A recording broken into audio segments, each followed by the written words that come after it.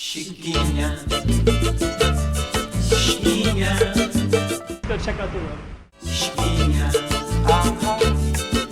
Okay, I'm the content creator for this channel. If you like what I'm doing, just subscribe. And hit the like button.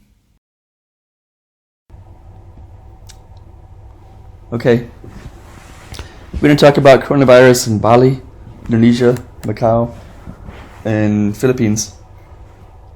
Originally, I was actually speaking in this video live into the camera, but the voice quality was so poor when I actually went back to listen to this, so now I'm going to narrate it in a different way. But I'll keep the footage. Bali. So basically, I flew into Bali, and here I am walking down the beach in Seminyak. Actually, Canggu to Seminyak, so I'm walking about a 6 or 7 kilometer walk there. But I just have the film for about 12 minutes, if you see all that, depending on the narration. So basically in Bali, there's one of the things that there was a case about 3 to 4 weeks ago, and so it kind of stopped a lot of tourism. And I guess actually I was talking to some different people, and they said it was the off season as well. That's not a coronavirus cough, by the way. So anyways, when I flew into Bali, I felt pretty safe because it's been about 3 or 4 weeks, and these things last 1 to 14 days apparently. But I've heard some others. I heard some really rare example where somebody had it for like 27 days. I think they started showing signs on the 27th day or something like that. But in general, like the governments and like Philippines are banning people for 1 to 14 days because of that's how long it could be before somebody shows symptoms. So anyways, in Bali, almost as soon as I arrived, I found out I think I saw 2 new cases, but when I was talking to some Indonesians, they were saying just one, somebody from Japan, and I think I was trying to find it in a newspaper as well, and I couldn't find the second case details about it. I just saw that it had happened. But the Japan case, he was in Jakarta, I believe, and I think basically the big thing about Indonesia though is that most of the newspaper reports are saying that it's underreported, so nobody really knows exactly how many people are infected in this country. I'm still in Indonesia right now too, by the way. And so anyways, that's kind of the update in Bali and Indonesia, is that Bali, things seem to be pretty normal. I saw some masks, but not a lot. I usually saw them among the tourist industry Indonesians. I don't recall seeing many foreigners with them. Some Asian tourists, some foreign tourists too with masks. But I did want to talk about a few other places too, because I had just come from the Philippines, and Philippines I was under a 14-day ban because I was in Macau, so I wasn't able to go there for 14 days. And so I went there and I felt a nice sense of security.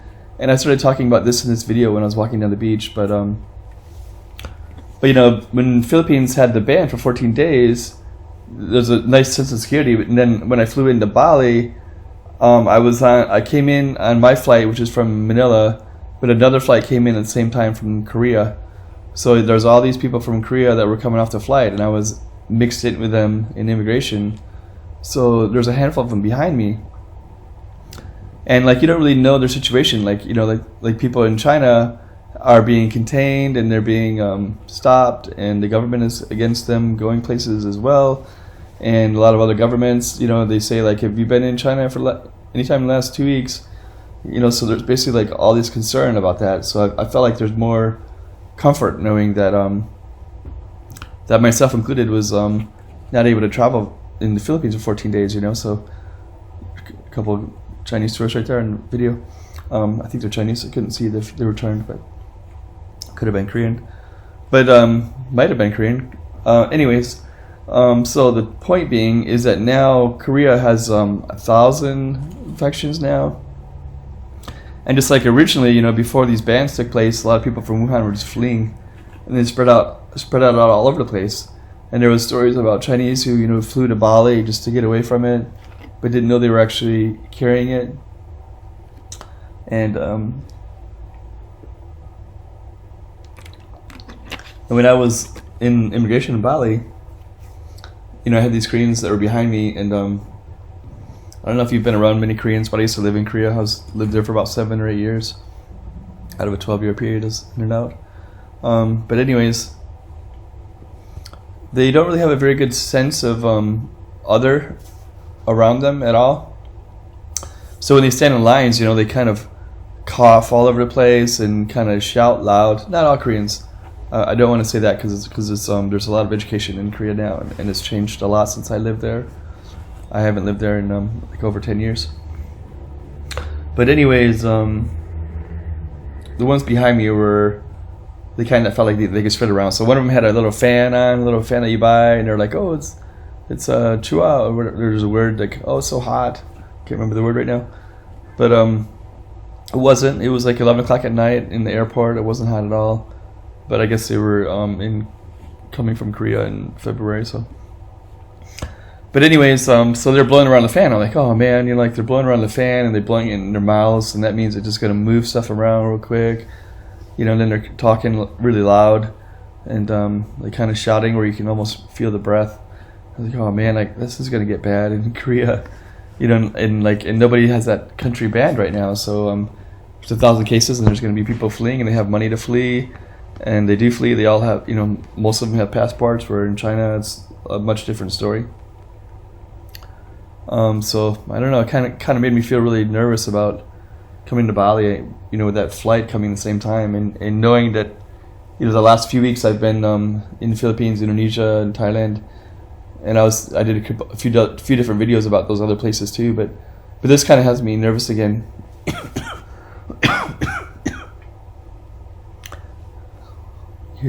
And hear that cough too.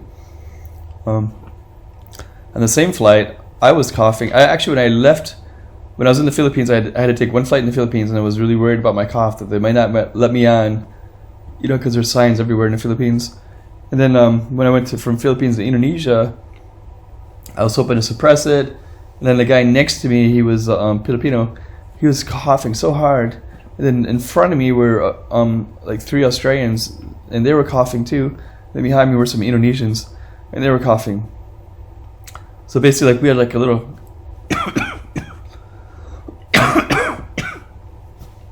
coughing section of the plane, and I was so paranoid that I could get kicked off earlier when I was on that other domestic flight, and then I get an international flight, and I'm like with a little chorus of international coughers. Like, oh man, like we could be spreading different coughs to each other, and one of them could be coughing the coronavirus, like you don't know. And just like anyways, I just kind of wanted to say, like, I really enjoyed the security that I felt when I was in the Philippines, and now that I'm in Indonesia, I feel it again. I feel that security again. But in the airport it was pretty stressful, and I'm going to be going back to Macau, and I just kind of want to talk a little bit about that, because Macau is, when I go in the airport, it's like, oh, have you been in Macau the last 14 days? And I think even when I came to Indonesia, they asked me about that too, or China or Hong Kong, and I haven't been in the last month and a half, I guess, or something like that. And but anyways, I have it all over my passport. Just tons of Chinese stamps, because I've gone in there. I live right next to it, so. But anyways, I could be going back there, and one of the challenges is there's no flights from Philippines to Macau or Hong Kong or China. And then I heard that Thailand starts suspending some of their flights too. So I had to come back through Indonesia to get back home. And I'm kind of dreading getting back to Macau, because I think that they're still under, they still have suspended flights, suspended ferries from back and forth to Hong Kong. Some of the casinos are still closed. Schools are closed for sure. And so the reality there is quite tight. And now it looks like Korea is going to be following suit. And now there's other places like Iran and Italy. So yeah, I don't know. So basically we just have to all hang in there and do our best and kind of try to ride this through. Sorry for my cough. So anyways, I'm going to end this right here, but those are some updates a little bit on coronavirus and Bali, Indonesia, and a little bit of Macau and Philippines thrown in there as well. Chiquinha, chiquinha, Go check out the room. chiquinha, Okay, I'm the content creator for this channel. If you like what I'm doing, just subscribe. And hit the like button.